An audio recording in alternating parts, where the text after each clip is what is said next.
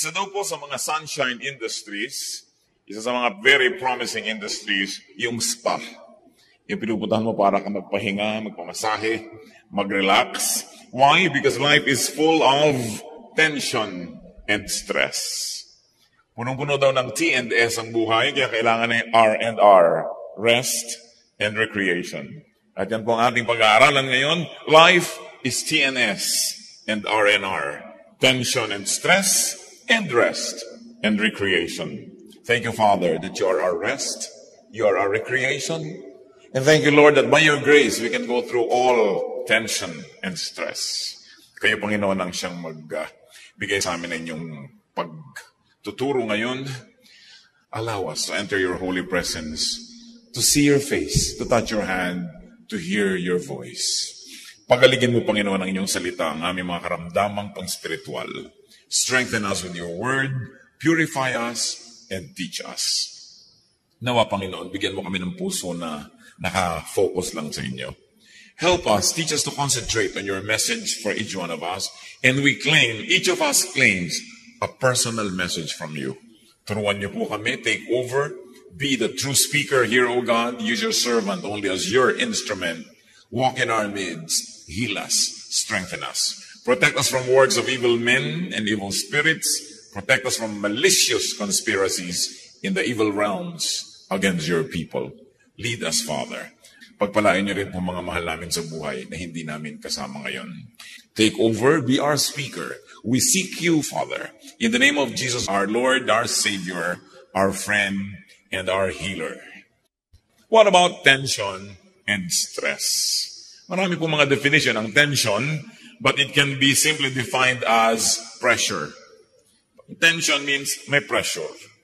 An inner striving, sometimes a deeper meaning, unrest, imbalance, often with psychological indication of emotion. May tension. Ang buhay araw-araw maraming tension. At siguro hindi na kailangan sobrang i-define yan dahil nararanasan ng maraming tao yan parati. In life, it can also be full of stress. Stress can be defined as a physical, chemical, or emotional factor that causes bodily or mental tension. It's a factor that sometimes causes disease.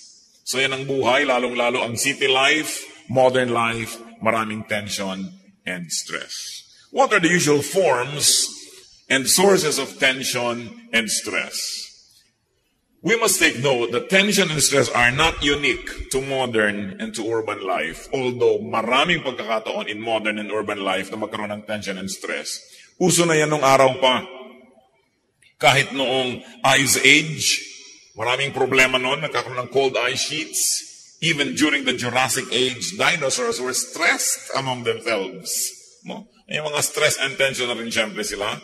Sa panahon ng Stone Age, so, nung tinatawag ng mga Paleolithic period, animals and rival hunters had tensions among themselves. Trespassers and tribal wars, uso yan at nagbibigay ng stress ng Neolithic period. Kung kayo ay nagsusubscribe sa ganitong mga pagsukat ng panahon. During the Bronze Age, there was a lot of invasion, a lot of wars. And during the Iron Age, imperial wars. Dahil na-invento na yung mga espada, mga bakal, mga sibat, sobrang daming stress ng mga tao dahil nag-aagaw-agawa ng mga kingdoms.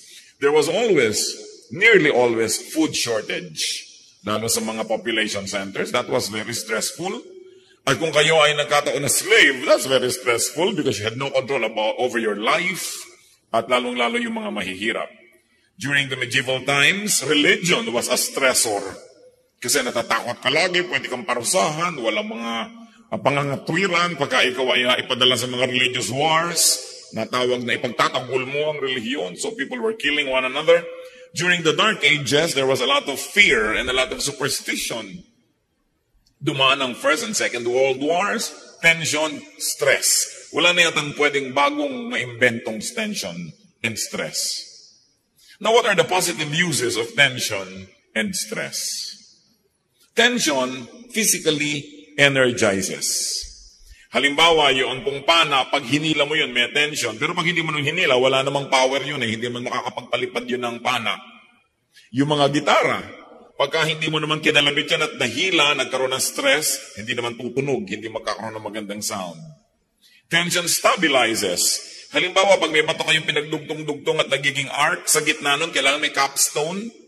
And this is a very important part of architecture because without the capstone, and if the stones are left to relax among themselves, they'll collapse. Kaya pag nakakita kayo ng mga lumang mga building na may mga batong nagkaipon-ipon, sa gitna, merong capstone yun na usually parang quarting V. It keeps everything in place.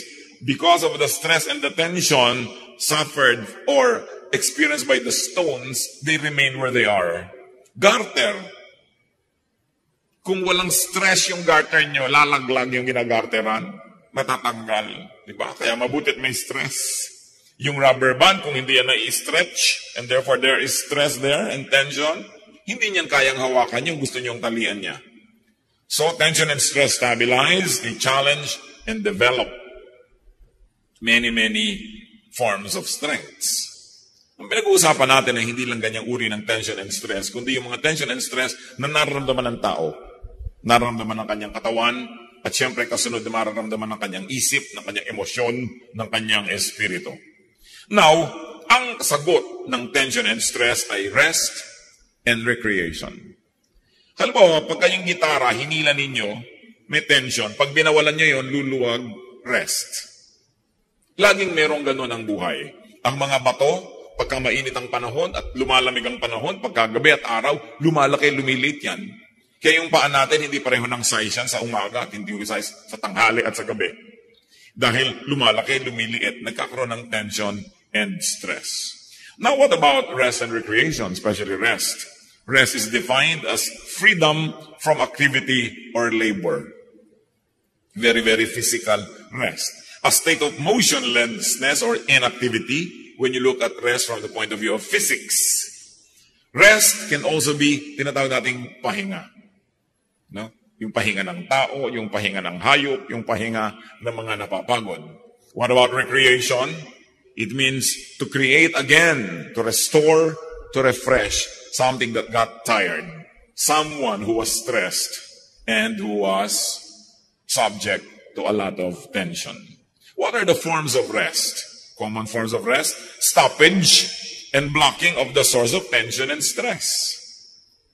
So, nagbubuhat ka halimbawa ng mabigat na bakal sa gym, that is the tension and stress. Pag binitawan mo yun, that's your rest. Meron kang mabigat na binubuhat, binitawan mo, rest. Meron kang inaakyat na matarik na lugar, huminto ka ng pag-akyat, rest. So tinitigilan natin at pinapatigil ang pagdating ng stress. And what are the uses of rest? To limit tension to capacity. Halimbawa, nakakita siguro kayo mga kapatid ng mga tulay nakalagay load limit 10T o 10 tons. So kailangan hindi ka lalampas pag 11 o 12 tons, maring gumuho yun at mahulog ka. So nagre-rest ang isang bagay, ang isang tao, ang isang gumagawa para igalang yung capacity. Kaya pinagpapahinga ng Diyos ang tao, 6 days you shall labor, on the 7th you will rest. Kasi siya ang nag-design ng tao. Alam niya na hindi kaya ng tao na magpa-trabaho ng 7 araw sunod-sunod, ng linggo-linggo, buwan-buwan, taon-taon na walang tigil, bibigay siya at magkakasakit siya o kaya mawala na siya ng lakas. Kaya pag nagugutom ka ay kakain ka na, inaantok ka ay matutulog ka, season yan. Magkasagot talaga, magkatumbas. So sa mga tulay, may mga load limit. Ang electrical appliance, may voltage regulation yan. Pagka 110 yan, hindi pwede isaksak sa 220, sasabog, mag-aapoy, masisira. Pati mga ilaw, kung 10 volts yan, hindi mo pwedeng lagyan ng sobrang daming kuryente dahil baka siya ay sumabog. Medicine, you have to take it in the right dosage. Because taken beyond the required dosage, it will become poisonous. At pati ang exercise, hindi ka basta nag-exercise, tinitingnan ang iyong edad, ang iyong body weight, ang kondisyon ng iyong puso, body situation, blood pressure, sapagkat dapat igalang yung limits. That is the use of rest. Igalang ang limit, ang kakayahan, ang hangganan na kayang dalin. Kaya nakikita niyo po yung mga nababaliw. Pag sobra na ang sunod-sunod na dagok ng tadhana sa kanila, sunod-sunod na mga kalungkutan, kabiguan at walang pahinga, bigla na lang nagkakakanta at nagsasasayaw, nakakalimot sa sarili. That is the coping mechanism of the human body para hindi siya tuluyang sumabog at mawasak. Siya'y napabaliw. Para hindi na niya ngayon indahin ang mga dapat ay iniinda ng mga taong hindi baliw. Kaya yung pagkabaliw ay isa ring blessing. Kung sakaling ang buhay mo'y sobra na at mamamatay ka na sa dami ng lungkot, nababaliw ka ngayon. Kaya nakaka-recover din ang mga nagkakaganito. Kung nagkakaroon sila ng enough rest, enough relaxation. Anong problema noon? Naging sobra ang stress. Naging sobra ang tension. Nakita niyo po't pagka kayo pagod na pagod, tapos merong maliit lang na bagay na nanggugulo sa inyo, nag o kaya sisi ng sisi o tanong ng tanong, naaaway nyo na, samantalang kung yun ay ginawa sa isang panahon kayo nakapahinga, hindi naman nyo mamasamain, kakayanin nyo yun. Kaya ginagalang natin yung kalagayan ng tao. Sabi mo, para tinatanong lang kita kung anong ginawa mo maghapon, nagagalit ka na. Hindi naman yung tanong kundi kailan itinanong, paano itinanong, anong kondisyon nung tinatanong. So, rest to replenish strength, to replenish capacity. Pero meron pong mas malalim na gamit ang pahinga. At pinag-uusapan na natin ngayon, pahinga ng tao. Pahinga ng kanyang katawan, pahinga ng kanyang isip, pahinga ng kanyang buong pagkatao. The deeper use of rest is to review and reflect on the relationship between tension and capacity in choices to make. In other words, pagka po tayo nagpapahinga, hindi lang tayo dapat nagpapatanggal ng pagod at nag-iipon uli ng lakas. Tapos, papasok na naman tayo doon sa dating giyera ng buhay natin, sa dati nating ginagawa. Tuwing nagpapahinga tayo, iniisip natin, ano ba ang pumagod sa akin? Bakit ako napagod? Paano ako napagod? At paano ko iiwasan na mapagod muli ng ganito? In other words, you come out of every rest period wiser. Hindi yung lumakas ka lang, lundag ka na naman, pasok ka na naman doon sa gulo na pinagpahingahan mo lang pala, tapos babalikan mo lang ng gano'n na gano'n. Rest in order to recreate. Kaya, rest and recreation yan. Nabubuo muli sa atin yung mga nasira at binibigyan natin ng mga bagong kahulugan, mga bagong hugis, bagong anyo, bagong tunog ang ating buhay. So that you come out of your rest period a better person, a wiser person, that you will not get into the same battles again, but now you will know how to choose your battles. Kaya yung pong nagpapahinga, ba, nakipag-away kayo, napagod kayo, nagpahinga kayo, mag-iisip kayo uli, itutuloy ko pa ba itong away na to? Is it worth it? At kung naisip nyo na hindi na dapat, hindi na kayo babalik na sa away kahit lumakas na ang inyong katawan uli. Hindi katulad ng boxing, ting! Away uli kayo, pahinga, tapos ting! Away uli kayo kasi hindi mo naman iniisip kung babalik ako ba yung kaaway ko na to o hindi. In other words, talagang rest lang yun, walang recreation yun. Pero yung napagod ka na sa pakikitungo sa iyong asawa, lumayas ka ngayon na 3 araw, nagpahinga ka ng konti, iniisip mo rin, aawayin ko pa ba siya sa mga dating pinag-aawayan namin? Susukatin ko pa rin ba sa mga dating sukatan? Gagalitin ko pa rin ba ang sarili ko na hindi niya na ilalagay yung medyas sa lalagyan ng marumi? Iniiwan yung mga tuwalya, bimpo, parang sundan mo siya, ang dami niyang kalat. Oh, nakakapagod na to. Hindi ko na nga siya aawayin tungkol doon. Yun ang recreation.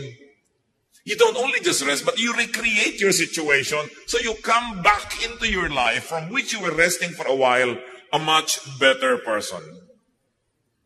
And what is our very positive view about being tired? Tiredness inevitably leads to rest. Kung pagod na kayo sa inyong ugali ng inyong asawa, ugali nyo, pagod na kayo sa kaaway ninyong magkapatid, pagod na kayo sa pakikipagtunggali ng ganito at ganon, pagod na kayo sa pagtatago-tago ng inyong illegal na negosyo, pagod na kayo sa pagtatago ng inyong immoral na relasyon, magpapahinga ka, pero hindi lang para lumakas ulit, balikan na naman yun ng ganon-ganon din, repeat lang ang buhay mo, parang carbon copy ng kahapon, you recreate. You say, what is my life all about? Uubusin ko ba talaga ang lakas ko sa ganito? Paulit-ulit, walang asenso. Ang buhay ko paikot-ikot, parang Ferris wheel. Kahit ilang ikot at ikot ang mangyari sa akin, pagbaba ko, nandun pa rin ako. I did not cover new ground. So what is nice about being tired? I wonder what makes you tired now, mga kapatid. Halimbawa, nagiging pagod ba kayo dahil araw-araw nagko-commute kayo mula sa halimbawa ay sa Apalit, Pampanga, patungo sa inyong trabaho? So, gumigising kayo ng alas 4 ng umaga, nakakauwi kayo ng alas 12 ng gabi. At araw-araw ginagawa nyo yun, hindi lang kayo natutulog ng konti para gawin nyo, isipin nyo, magbo-boarding house ba ako? Diba? O dito na lang ba ako magtatrabaho sa Apalit? Iniiba mo, hindi ka lang nagpapahinga para pasok ka na naman ng pasok sa gulong. Pinagpahingahan mo lang sandali. Tiredness leads to rest. Rest leads to strengthening, to reflection, to repositioning, to reassessment of your war and your warfare, and then to think, is it worth it? Rest and recreation, retreats, don't mean rest and recharging to go back to the same battle, to the same stress and tensions. Para iba, uy, magre-retreat ako. Bakit? Para lumakas-lakas uli ako dahil pagod na ako dito sa aking asawa. Tapos pagkagaling sa retreat, pagbalik, bangaya na naman sila. Nakapagpahinga na ako. Diba? Ready na naman ako. No? Hindi ganun eh. What is rest and recreation and what is a retreat? It is rest and recharging to change your wars, to change your strategies, to change lives. Dahil pag nagpapahinga ang katawan, kasunod na napapahinga ang emosyon, napapahinga ang isip. Kaya yung pagpapahinga, hindi lang pagpapalakas uli sa ating mga muscles. Pagbubulay-bulay, pagninilay-nilay, pag-iisip-isip, paghuhunos dili, pagbabagong loob. Malalalim na mga salita, pero meron niyang konsepto sa ating kultura. Kaya sinasabi, mag-isip-isip ka. Magnilay-nilay. Kaya dapat ang mga bahay ng araw, lahat ng bahay, mayamat mahirap, may silyon. Kasi si silyon ka doon, uugoy-ugoy ka. Nakakapag-isip-isip ka. Hindi yung basta-basta na lang mga dalos-dalos at mga nagmamadaling mga pasya. Rest in order to change your approach to life, to the same problems that keep repeating, walang asenso. Rest so that you can change your methods. Rest so that we can change our lifestyles. Now, what are the lessons from tension and stress? Rest and recreation of life. Life is about seasons. Nakakailang tag-araw na ba at tag-ulan kayo ng inyong buhay? Nakakailan na ba kayong gabi at araw? Nakakailang leap year na ba tayo? Kung ikaw'y taga-taping dagat, nakakailang high tide and low tide na yan. Ganyan ang buhay. Seasons. Ecclesiastes 3, 1-8, I will read from the contemporary English version. Everything on earth has its own time and its own season. There's a time for birth and death, planting and reaping, for killing and healing, destroying and building, for crying and laughing, weeping and dancing, for throwing stones and gathering stones, embracing and parting. There is a time for finding and losing, keeping and giving, for tearing and sowing, listening and speaking. There is also a time for love and hate, for war and peace. May panahon ang lahat ng bagay sa mundo. At pag inisa-isa natin yan, sabi, there's a time for birth, which is tension. Paano po ipinapakita isang batang bagong panganak? Nakasara ang kamay. Nakasara ang kamay ng batang bagong panganak. May tension. Para bang sinasabi niyang akin ang lahat, magiging akin ang lahat, aangkinin ko ang lahat. Life begins tensed. And there's a time for death. Ang mga namamatay po, nakabuka lahat ang palad. Wala ka pang makikitang kamay na namatay na kaganyan na may hawak na piso. Kahit hawak-hawak niya nung naghihingalo, at kung pelikula yan, ikukulo sa tank, nalaglag yung hawak, patay. So na-realize niya, wala naman pala talaga akong pwedeng hawakan. Wala naman pala talaga akong pwedeng angkinin. So ibibigay ko ng ganyan lahat.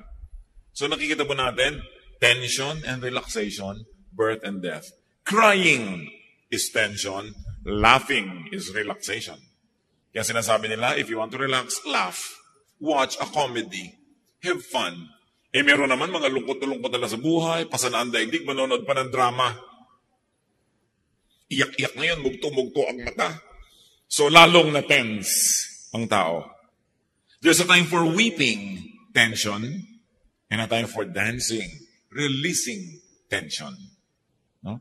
Nakaka-release ka ng mga toxins sa iyong katawan, papawisan ka, so you release tension. There's a time for keeping a closed fist, which is tension, and giving open fist, relaxation. A time for hate, kaka-tension. A time for love, nakaka-relax. A time for war, tension. A time for peace, relaxation. In other words, sinasabi po ni Solomon, mga kapatid, ang buhay ay ganito, tension and relaxation. Huwag na kayo magtaka, tanggapin nyo yun. Kung napatapat ka ngayon sa tension, di matense ka. Ngayon, bukas, relaxation, mag-relax ka. Ang isa namang napakawala sa lugar, yung panahon para matense, ay relax na relax. Mga padre de familia na wala nang malaman ng pamilya, relax na relax pa. Nakukuha pang manood ng TV. At meron namang dapat mag-relax, bakasyon, tense ang nanay dahil kulang ang tinidor na dala, o may ganito, may ganyan, hindi nagre-relax, dapat mag-relax. So mali, hindi sila katugma ng rhythm. What is the Bible trying to tell us? Life is about rhythms. Sunrise, sunset, high tide, low tide. Wala kang mapapala kapatid na ipagluksa ang low tide tuwing naglo-low tide. Sa matuwa ka't hindi, maglo-low tide at mag-high tide, lalo kung taga-Malabon ka. So, huwag mo nalang palungkutin ang buhay mo, mag-adjust ka na lang dahil andun eh. So, yun ang sinasabing mag-rest ka and mag-isip-isip, recreate. Bibili ba ako ng bota na hanggang hita? Hanggang leeg? O lilipat na lang ako sa antipolo para hindi ako bahain? Pero hindi yan garantiya. Meron tayong elder na nasa antipolo sa ibabaw ng bundok, lumubog ang bahay sa baha. Ganyan ang buhay ng tao. Maraming hiwaga. But life is about seasons of alternating rhythms and waves of tension and relaxation. Parang gitara na tense, nagre-relax, lumalabas ang musika. Jeremiah 8:7, even the stork in the sky knows her appointed seasons. And the dove, the swift, and the thrush observe the time of their migration. May oras kung kailan ang mga ibon ay lumilipad patungo sa hilaga at mayroong oras para sila lumipad patungo sa kabilang direksyon. Alam nila kung saan sila pupunta. Alam ng mga salmon kung kailan sila babalik sa mga ilog na pinagsilangan sa kanila. Alam nila at sinusundan nila ang panahon. Psalm 104:19-24, the moon marks off the seasons, and the sun knows when to go down. You bring darkness, it becomes night, and all the beasts of the forests prowl. The lions roar for their prey and seek their food from God. The sun rises and they steal away, they return and lie down in their dens. Then man goes out to his work, to his labor, until evening. Ano pong observation dito? Pati daw ang mga buwan ay laging nasa panahon. Alam nila kung kailan sisikat, kailan lulubog. Pati ang mga paputok, alam nila kung kailan sila puputok at hindi. Diba? So nakikita natin na may panahon ang lahat. May schedule yan. Pagka daw gumabi na, ang lahat ng mga mababangis na hayop ay naglalabasan na sa kanilang pinagtataguan upang maghanap ng makakain. So ano dapat ang ginagawa ng tao sa gabi? Nakaligpit sa bahay niya para hindi siya maging pagkain. At kaya maraming nakakain, wala sila sa oras, wala sila sa lugar. Kaya sabi, pag sumikat na uli ang araw, liligpit na yung mga hayop, yung mga tao naman nagtatrabaho sa bukid, sila naman ang gagawa ng paraan, may panapanahon. Ngayon, nasa maling lugar ka, swimming ka ng swimming sa isang lugar na maraming buhaya, talaga magiging merienda ka dyan. Lumagawa ka ng bagay na wala sa panahon, wala sa lugar. Alam nyo mga kapatid, napakalaking bagay. Ito lang ang mamaster natin. Ito lang sa buhay. Hindi ka na siguro magiging pinakamalungkot na tao sa balat ng lupa. Anong hindi ka magiging pinakamasaya, pero hindi ka magiging pinakamalungkot. At yun ay, natuto lang tayong lumagay sa oras at sa lugar. Masipag ka nga, nagsiserve ka nga sa church, wala ka naman sa lugar sa pagsiserve, wala ka naman sa lugar sa organisasyon, mali pa rin. Ang sipag-sipag mo nga pero wala ka naman sa lugar. Pinagod mo na ang iyong katawan, nahirapan ka na, nagkasakit ka na, namatay ka na, hindi ka pa rin umasenso. Lugar, panahon, yan ang batas ng buhay. Ika lang yan. There will be seasons of work and rest. There will be seasons of happiness and sadness. Mga kapatid, pakinggan niyo itong mabuti. There is really no bad season. Walang masamang panahon. There is really no bad time. Kaya sasabihin nila, bad weather. Walang bad weather. Yung kumikidlat-kidlat, nare-recharge ang electrons ang ating atmosphere. It's good for us. Huwag ka lang tamaan, kaya huwag ka magpakalat-kalat. No? Lumagay ka sa lugar. Namamayong ka pa sa gitna ng bukid, kumikidlat. Talagang malilitsyon ka dyan. Lumagay ka sa lugar. Paligo ka ng paligo. Pagka alam mo may mga earthquake, pwede magkaroon ng tidal wave. Inanod ka na. Wala ka sa lugar. Di ba sinasabi nga, the early bird catches the worm? Just don't be the worm. So sa isang umaga, magpapasya ka, ako may magiging bird, ako may magiging worm. Lumalagay ka sa lugar. Walang bad time. Yung bagyo, nabubunot ang mga punong matatanda at ang gaganda at ang lalaki na, mabuti yun. Alam niyo, good news yun doon sa mga buto, doon sa silong ng kanyang mga sanga na wala ng panahong lumaki dahil nayuyong-yungan sila ng punong kalaki-laki. And nothing grows in the shadow of a big tree. So pag may nabunot na pagkalaki-laking puno, isang araw pa lang naglalabasan na yung mga bagong bunga. So what's bad news there? Hindi dapat pinepersonal. Ang tinitingnan mo yung buong planeta, yung buong mundo, it is good. Storms, earthquakes, lumulubog ang mga continent, meron namang mga bagong lumulutang. Huwag ka lang dun sa lumulubog na katungtong. Kaya napakahalaga yung timing eh. Nasaan ka ba? No? Napaka-importante yan. Alam niyo sabi ng Ecclesiastes 7:14? When times are good, be happy. When times are bad, consider God has made the one as well as the other. Ang ibig sabihin ni Solomon, hindi yan bad. Dahil walang ginagawang bad ang Diyos. Sabi niyo, ay bad naman, namatay ang mahal ko sa buhay. Pero lalo namang masamang di na yan mamatay kahit kailan. 300 years old na, buhay pa. So, napepersonal lang kasi natin. Pero natural ang tao ay mamamatay. Binagsiksika na tayong lahat dito kung walang namamatay. Kung lahat ng dalangin ng tao, Diyos ko po, huwag mo pong kukuhanin itong pabuhayin mo siya. Pag pinakinggan ng Diyos, lahat yung panalangin nila, hindi nagsiksikan tayo, mamamatay din tayo sa food shortage, mamamatay din tayo sa dami ng mga diseases. So, hindi yan bad. Kaya lang, pag may patay naman, sabihin, ay good, namatay na siya. Pero alam niyo, ganyan talaga ang buhay. So, paano natin i-apply yun, nangyari sa ating buhay? Malungkot tayo, pero huwag sobrang malungkot dahil gano'n talaga ang buhay eh. Sabi ng Bible, a time to be born and a time to die. Alam niyo yung good news, if somebody died, ibig sabihin that somebody was born. So yun ang good news, laging may kakambal, ang dilim may kakambal na liwanag, ang gabi may araw, ang pagkapanganak may kamatayan, kambal-kambal yan. Hindi pwedeng kalahati lang. Anong gusto mo sa yoyo kalahati? Hindi yan iikot. May balance. Huwag nating sobrang pepersonalin ang mga nangyayari. Lalo't yan ay batas ng kalikasan, lalo't yan ay batas ng buhay. So how can you relax in spite of the tension? Just go with the season. Swim with the current. Flow with time. And I don't mean morally, ha? Hindi ibig sabihin sumunod ka sa agos ng immoralidad. Hindi yan ang pinag-uusapan. Yung agos ng panahon. Tag-init ngayon, edi mag-enjoy ka ng mga nagagawa kong tag-init. Huwag kang magreklamo ng magreklamong tag-init.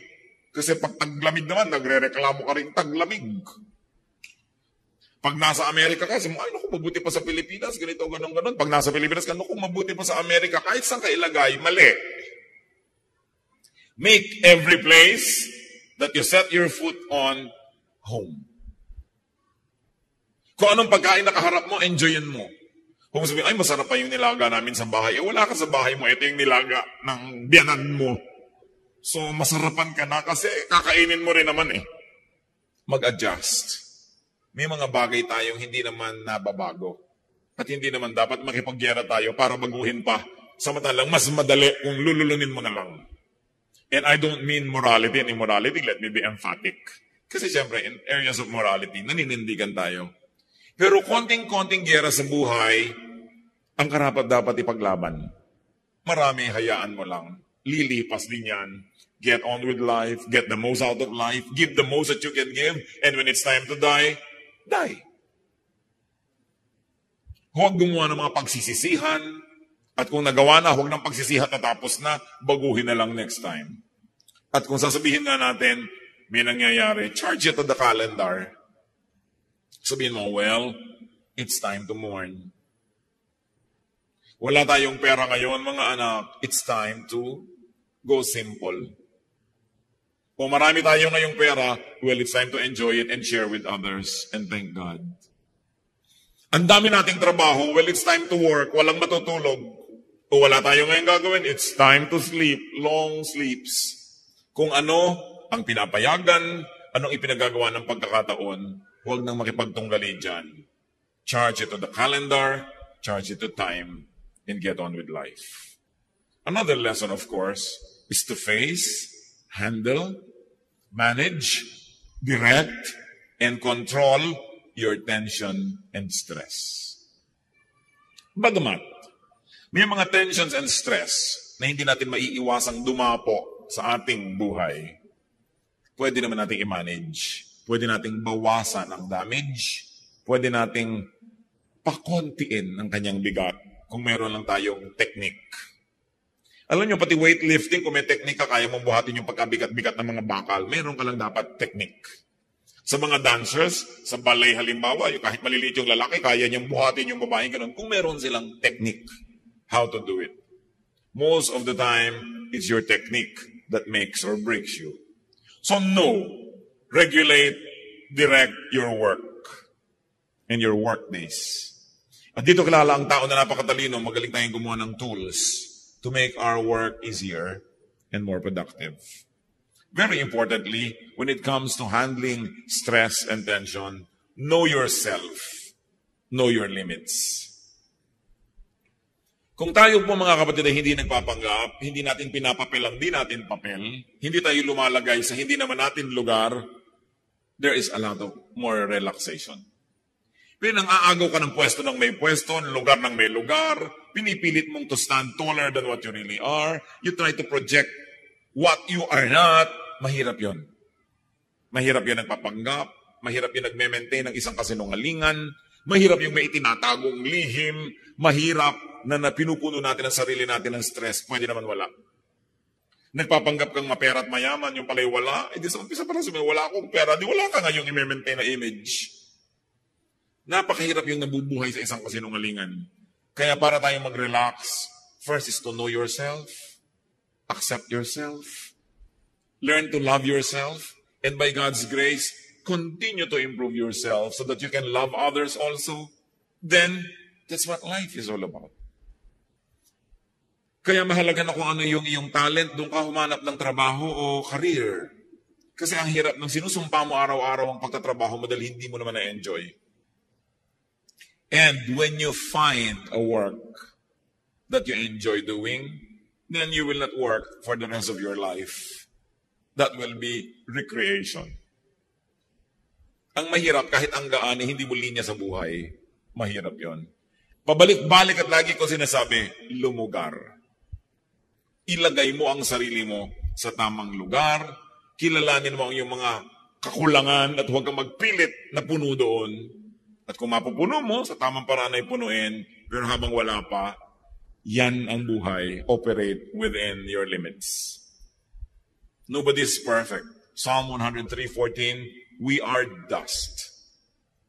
Bagamat meron tayong espiritu ng Diyos sa atin, pero kasama din ang ating kabuuan, tayo ay likabok.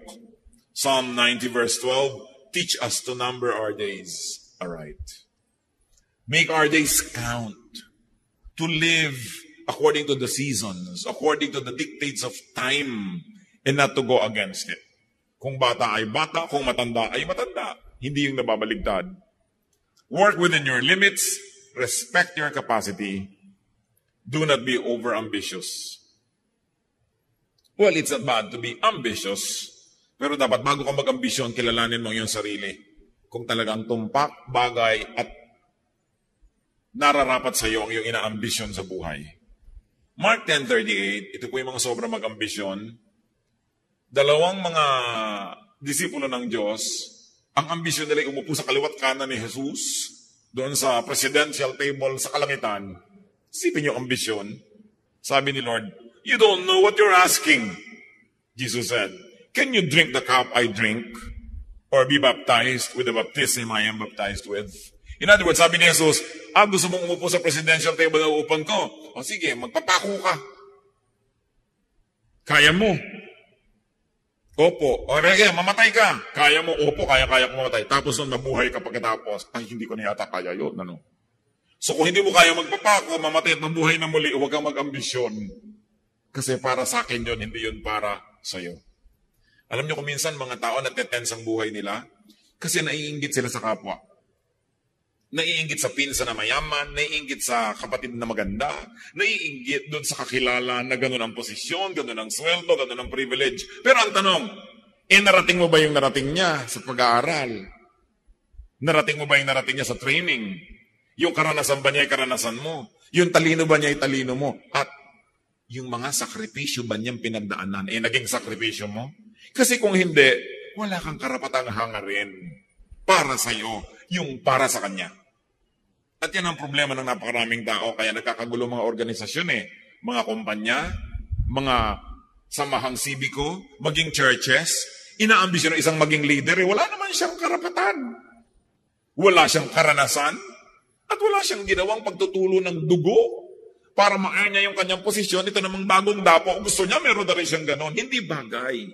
So sobra ang stress, sobra ang tension. At pag sobra ang tension at stress, may nababaliw. Dahil hindi makaya ng isip niya ang realidad.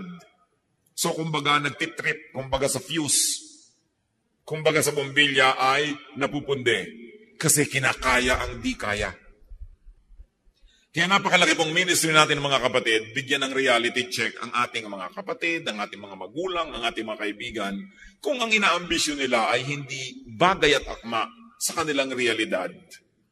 Kaya sasabihin mo, alam mo kapatid, yung inaambisyon mo, meron ka bang karanasan, meron ka bang kasanayan, may edukasyon, meron ka bang ganito at may ganon, genetically, bagay ka ba dyan? Kasi kung hindi, ibahin mo ang ambisyon mo, huwag mong kopyahin tong taong to. Sabi nga ni Shakespeare, desiring this man's art or that man's scope with what I most enjoy, contented least. No? Sabi, ang saya-saya ko na dito sa kanya, hindi pa siya kontento doon kasi ang laki-laki ng mundo niya. Pero baka naman malaki yung utak niya. Kaya malaki yung mundo niya.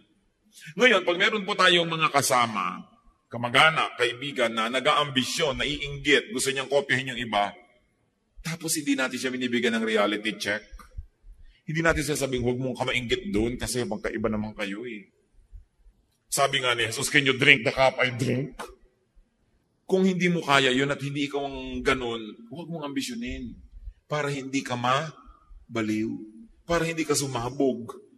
Ngayon, akala natin isang pag-ibig yung mali ang gusto ng tao, mali ang kanyang lugar, mali ang timing, tapos accept ka ng accept sa kanya, love ka ng love sa kanya, chuchuwa ka, chuwari-wari-wa, sige, sis bumba, ikaw yung cheering squad. Actually, ikaw nagpapahamak sa kanya. Dahil darating ang panahon na maniniwala siya pati sa yung mga pagbubuyo at mga pagtulak, tapos yung pala hindi niya kaya, you are a partner in crime. Kaya dapat sinecheck natin ng mga kapatid na, huwag mo ambisyonin yan. Yung meron kang kapatid, talaga ambisyon niya maging Miss Universe, kapatid. Kahit binibining kangkungan, huwag mo nang isama sa mga pangarap mo. Diba? Kasi hindi talaga bagay. Bakit hindi mo subukang maging iba naman? Halimbawa, maging first honor, maging fastest reader in the world. Pero huwag mo ambisyonin maging Miss Universe dahil hindi ka pang dyan.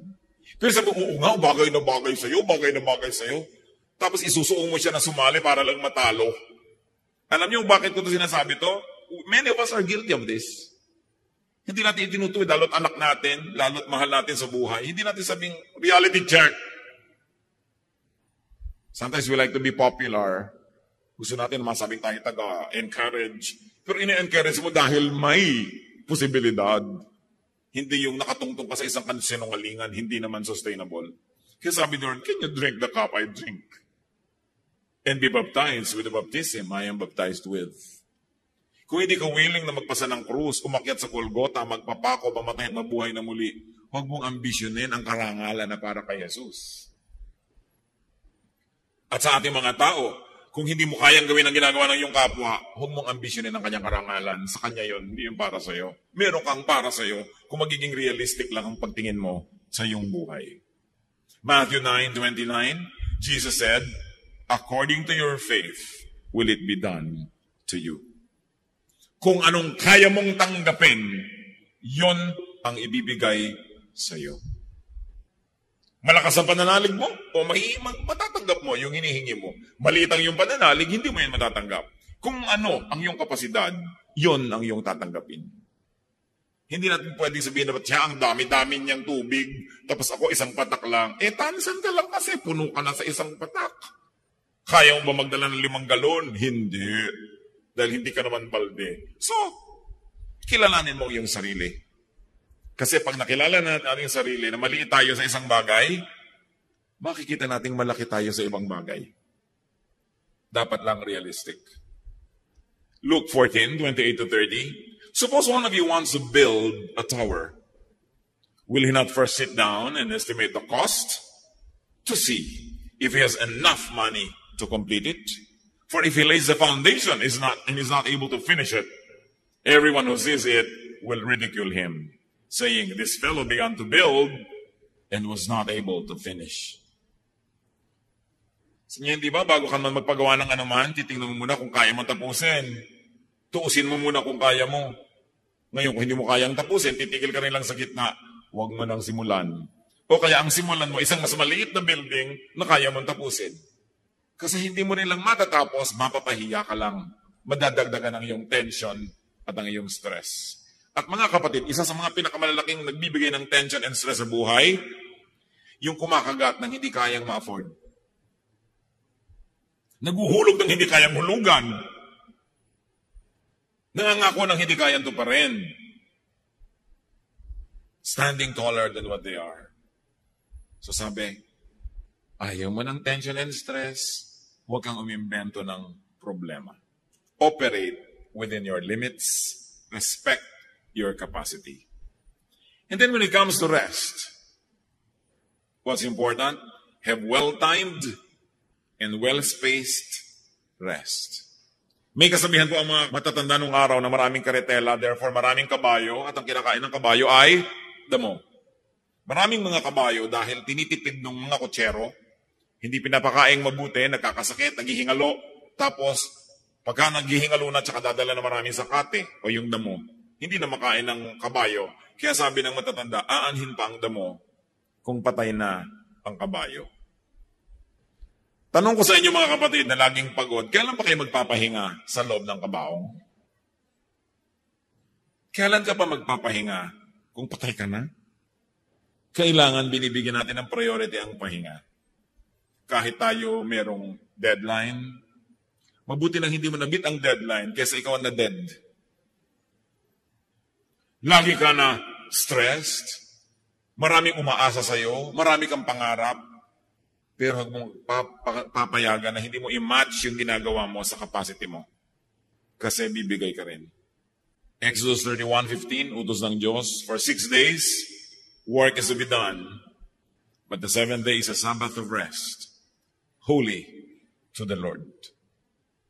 Huwag niyong kakalimutan magpahinga. Bagamat maraming tao, dapat ay pagtrabahuhin dahil ang nalimutan niya magtrabaho, puro pahinga ang inatupag. Pero yung sobrang sisipag din, hindi yan virtue. Dapat nagpapahinga ang tao. Diyos na ang nagtakda. Siya ang designer natin. Alam niya kung hanggang saan ang kaya. Kaya pati nga po ang mga disipulo ng Panginoong Jesus, sila ay napakaraming pinapagaling, pinapayuhan, ipinapanalangin. Pero sa dami ng taong hindi tumitigil ang pagdating, parang agos ng tubig ang dating nila, niyaya ng Panginoon ang kanyang mga disciples na iwan ang mga pasyente at gutom at magsarili sila sa isang tahimik na lugar para magpahinga. Mark 6:31, come with me by yourselves to a quiet place and get some rest. Yan ang sinabi ng Panginoon. So hindi ko mo kayo ay nasa ministry, naglilingkod sa Diyos, nasa mission, ay di na kayo magpapahinga. Ang Panginoong Yesus ay napakabuti, ang ating Diyos sa langit, ang Ama ay napakabuti, itinuturo ang pagpapahinga. Si Elijah, isang propeta na super prophet, napakarami niyang nagawa dahil binigyan ng Diyos ng kapangyarihan. Pero dumating ang panahon, gusto na rin niyang mamatay kasi nasobrahan ng pagod. 1 Kings 19, 4-5 and 7-8. He came to a broom tree, sat down under it, and prayed that he might die. I have had enough, Lord, he said. Take my life. I am no better than my ancestors. Then he lay down under the tree and fell asleep.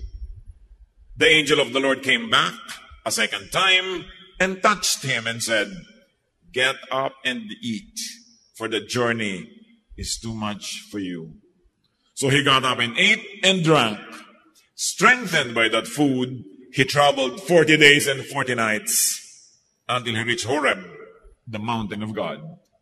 So itong propetang ito sobrang napagod sa spiritual warfare niya with the priests of Baal and with the wicked queen Jezebel, to the point that he ran and escaped and he was full of fear. Itong propeta na puno ng takot, natakot siya kay Jezebel, yung reyna. Pinapapatay kasi yung mga prophet. Sabi niya sa Diyos, unahan na natin si Jezebel, patayin niyo na ako, ayoko na, pagod na ako. At sa pagod, nakatulog siya.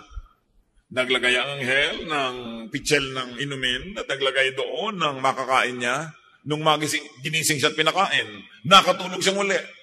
Pinatulog naman, tapos ilagyan uli ng pagkain, ginising na naman, pinakain. Sabi, kulang ka sa pahinga, kulang ka sa pagkain, kulang ka sa inumin. At nung nakapagpahinga, nakakain, nakainom, hindi na niya uli gustong mamatay. And he traveled 40 days and 40 nights.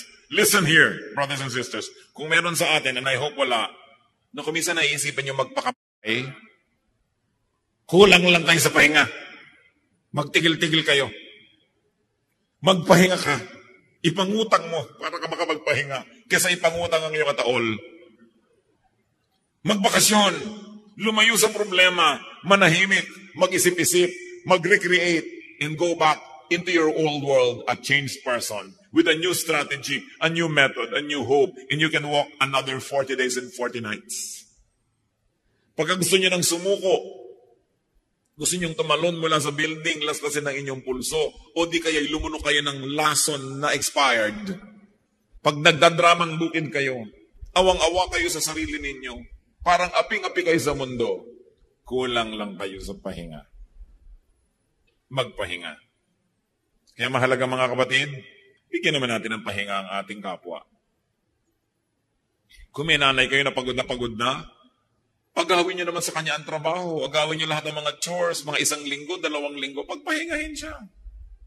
Meron kayong mga kamag-anak na naaasahan, laging siya na lang ang taya sa gastusan, lagi na lang siya ang nagbabayad ng lahat-lahat, pagpahingahin naman. Kahit na huwag kayong gumasta, kumain na lang kayo ng crackers ng mga 3 linggo, matigil man lang siya ng kagagasto sa inyo. Pagpahingahin ninyo, kesa naman isipin, gustuhin mamatay ng inyong mga mahal sa buhay.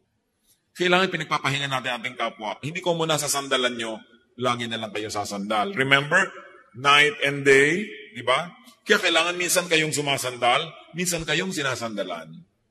Minsan tayong umaasa, minsan tayong naaasahan. Mahirap naman kasi sa marami sa atin, pagka nakasandal na, talagang hihiga pa. At ayaw nang bumangon. Nahirati na lagi na lang siyang pabigat. At kung kayo naman yung nabibigatan, at hindi nagkukusa yung nakasandal sa inyo, ay, tumayo tayo kaya nga muna at magpapahinga lang ako. No? Para naman, may masandalan ka uli kung nakapahinga na ako. It is important in life. Get away from your stress, from your tension. So rest to stop the tension and the stress. Rest to recover strength. Rest to reflect on your life, on your work, on your war, and on your warfare.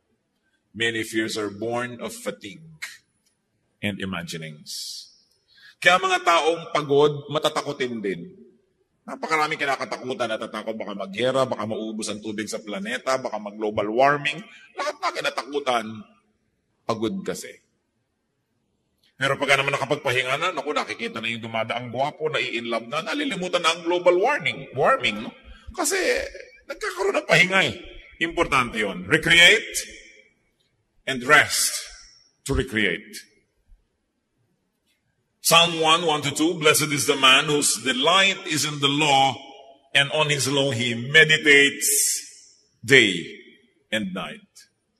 You want to keep your balance? You don't want to lose your bearings? Meditate on the Word of God day and night.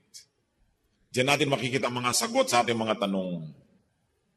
O diyan tayo matututo ng mga dapat itinatanong sa buhay para malaman natin yung mga hindi naman dapat nang ipinagtatatanong at walang katuturan, pinagtatatanong pa. Meditate on the Word of God.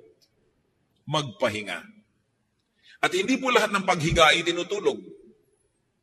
Kasi kung minsan yung nakahiga ka, rested ang iyong body, umaangat ang iyong level of consciousness to the point that you can get to a spiritual dimension, that you can commune with God. Psalm 63:6, sabi ni David, on my bed I remember you. I think of you through the watches of the night. Sa lahat ng oras ng gabi't bahagi ng gabi hanggang ang umaga, ikaw ang aking pinag-iisipan. Ibig sabihin, gising siya.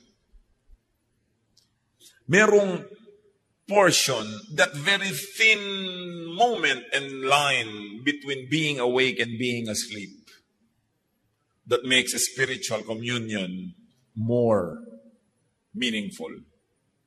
And you should know that dreams and visions come through sleep.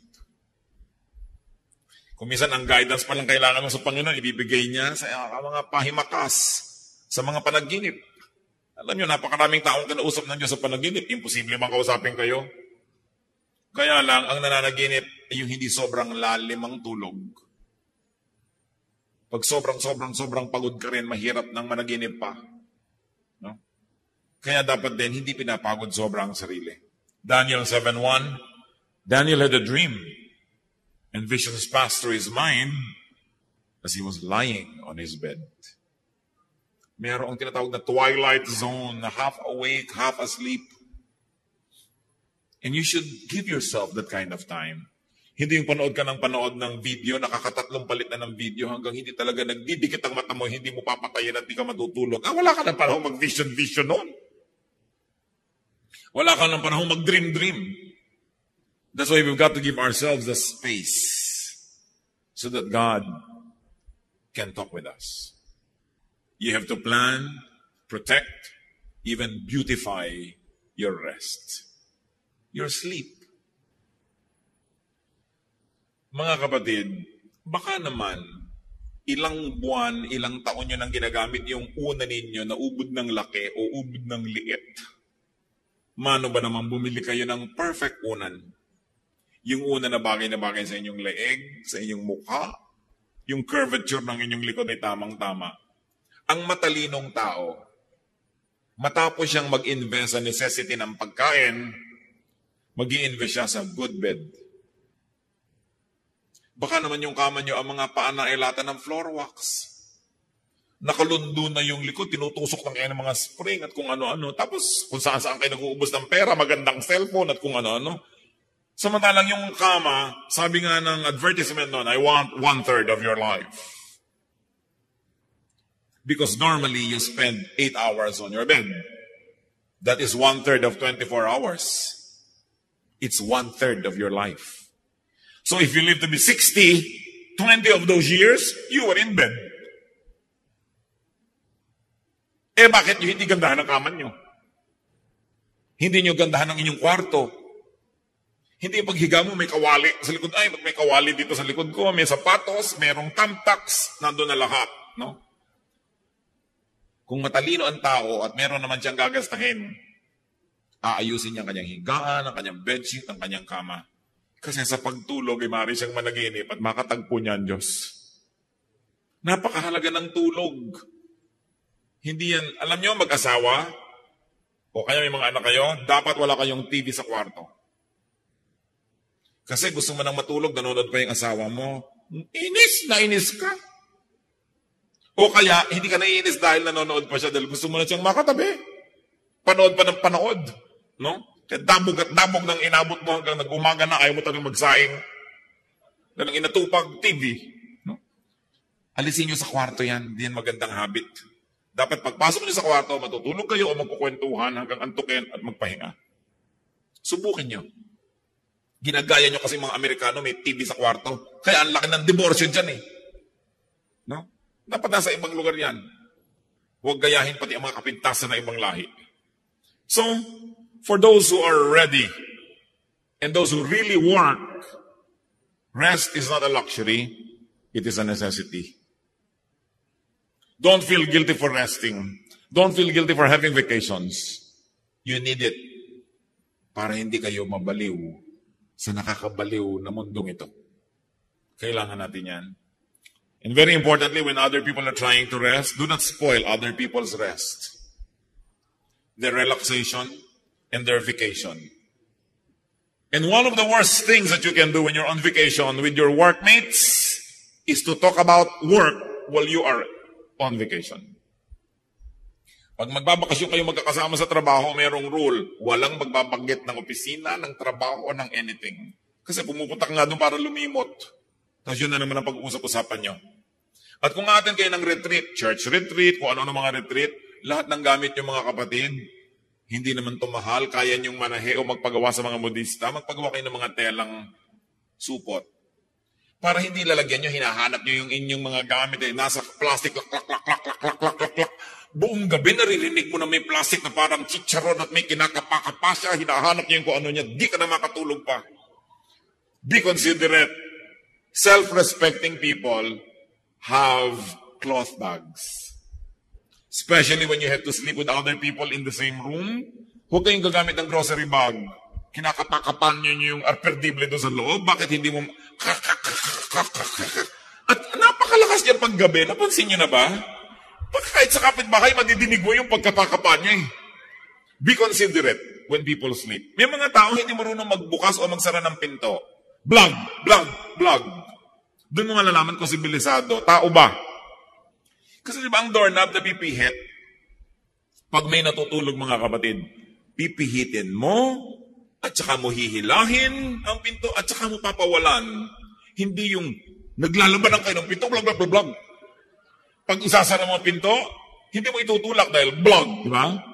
Pipihitin mo para lumubog yung pansara, itutulak mo si pinto, at dahan-dahan mong ipipihitin mo para sumara kung tao ka. Kung may pagpapahalaga ka sa tulog ng iba. Meron namang mga may kotse, may sasakyan halimbawa, sikip ang mga kapitbahayan, nakatira sa di masalang. Tapos umagang-umaga, tinatawag yung asawa, nagising na ang lahat. Terrible. May makikinig ng radyo, parang gusto niyang buong kapitbahayan, isama niya sa kang pakikinig. Kung ano yung teritoryo niyo mga kapatid, hanggang doon lang dapat ang sound niyo. Dapat lumalabas sa kabila. Napakalaking salot niyang karaoke sa buhay, ano? Lalo't hindi ikaw ang kumakanta. Dahil peste ka. Puro naman may way, wala nang ibang kanta. Nakakainis na. So anong importante? Respect people. Therefore, you have to respect their ears, their silence, their rest. Kaya hindi ba marami sa mga karaoke nagsasaksakan, nagbabarilan, nagkakamatayan, kasi nadi-disturb sila eh. You get agitated. So do not spoil other people's rest. Huwag kayong text sa mga tao, lalo't nagbabakasyon. No? Huwag tayong tawag ng tawag. Bago kayo tatawag, yung cellphone na yan, napakalaki talaga niya na rudeness. Maliban na lang sobrang close kayo sa isang tao, at kahit mga close kayo, kung siya'y nagtatrabaho, may mga kaopisina, text before you call. Don't just call. You don't know if the person is ready to receive a call. So may I call? Is it a good time to call? Hindi call na lang kayo ng call kahit anong oras kung available kayo. Importante, iginagalang natin ang pahinga ng iba. Kahit hindi sila natutulog, yung pahinga ng kanilang isip. Meron kayong sasabihin sa asawa nyo, nasira ang pinto natin, pwede naman maghintay pagdating niya. Ba't kailangan sabihin nyo pa ng umagang-umaga pa lang sa kanya? Wala pa naman siya magagawa. May mga bagay na dinedelay. Lalong-lalo ang asawa nyo nagtatrabaho abroad. May lagnat ang anak natin, dear. Kung hanggat hindi mo talaga nanganganib na kailangan mo sabihin, mamamanage mo naman. makakatulong pa ba na guluhin mo siya para sabihin ng ganung bagay? Sa kadalasan kasi gusto nating gumaan ng ating pakiramdam, ibubunto natin ng bigat sa kapwa. So kailangan nabibigat ang kadalin mo kaysa ipasa mo sa iba na hindi naman makakatulong sila, wala silang magagawa. Anong mapapala mo na guluhin pati sila? Rest. Allow people to rest. Ang sabi ni Lord sa Matthew 11:28, "Come to me, all you who are weary and burdened, and I'll give you rest." So life is TNS. It is really tension and stress, but it is also R&R, rest and recreation. Dapat hindi stress only at hindi rin rest only. Balance. A man must break his back to earn his day of pleasure, sabi nga na isang song. So earn your rest by working. Hindi puro rest lang ang buhay. Ano po kaya ang tension nyo ngayon, mga kapatid? Ano ba ang inyong stress? Ang dalangin ko sa ating pag-aaral ay nilaro-laro na ng Espiritu ito ng Diyos ang inyong isip para ipakita kung meron tayong needless stress na dapat alisin, makita natin kung paano haharapin ang isang stress at paano tatanggapin ang mga hindi napapalitan sa buhay so that you won't be needlessly stressed. Aming Diyos, nagpapasalamat kami dahil kayo'y mabait, mabuti, gusto niyo kami magpahinga. At walang bad time, kasi kayo ang nagagawa ng time. Walang bad weather. Ituro mo sa amin, Panginoon, ang ganitong pananaw. Makita namin kayo sa likod ng lahat ng bagay, maging mga bagay na hindi namin laging gusto, pero minabutin niyo sa inyong walang hanggang karunungan na maging bahagi ng buhay ng tao. At dahil minabutin niyo, ito ay mabuti. Turuan niyo kaming tanggapin ang hindi namin kayang baguhin ang mga pwedeng baguhin, at turuan mo kayong paano babaguhin sa tamang paraan ang mga pwede at dapat baguhin. Ipakita mo sa amin ang style namin, methods na nagdadagdag ng stress sa aming buhay. Teach us to improve. Ituro mo rin sa amin kung paano kami nagpapabigat sa kapwa at kung paano namin mapapagaan ang dala ng mga nagmamahal sa amin na napakarami ng dinadala sa buhay. Salamat na lang nandiyan kayo, O Diyos. Maaari namin kayong hingahan. Maaari pa nga namin ibigay sa inyong mga kabigatan namin because you, O Lord, Jesus said that we should give our burdens to you. Ito, Panginoon, ang ituro nyo sa amin how to give our burdens to you. Paano kami magtitiwala habang kami na may gumagawa ng kaya namin gawin? Paano kami hihingi ng pagpapala sa inyo habang sinisikap naman namin kuhanin yung binigyan nyo kami ng natural na kakayahan para kuhanin? Give us wisdom. Magbulay-bulay tayo, mga kapatid, sa ilang saglit ng pagtungo sa presensya ng Diyos. Isipin nyo ang inyong mga stress and tensions. At isipin nyo, karapat-dapat ba na problemahin nyo yan? O hindi naman? At kung karapat-dapat, itanong natin sa Diyos ang pinakamabisang paraan ng pagharap sa mga bagay na yan. At sa kabila ng lahat, sa kabila ng kuminsan na hirap, sa kabila ng napakaraming dapat gawin, humingi tayo ng karunungan sa Diyos kung paano ipaglalaban yung pangangailangan na magpahinga. Sa inyo na mga hindi makatulog kahit nakahiga, dalangin ko ay pagpalain kayo ng Diyos na kung kailangan yung matulog ay makatulog kayo. Para kung kailangan kayo gising, ay gising naman kayo.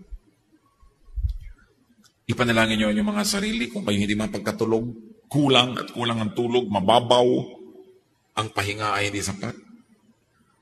O kaya naman ipanalangin nyo ang inyong mga mahal sa buhay na alam nyo kulang talaga sa pahinga.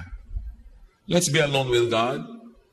Let the Holy Spirit of God give us an agenda as to what to pray for.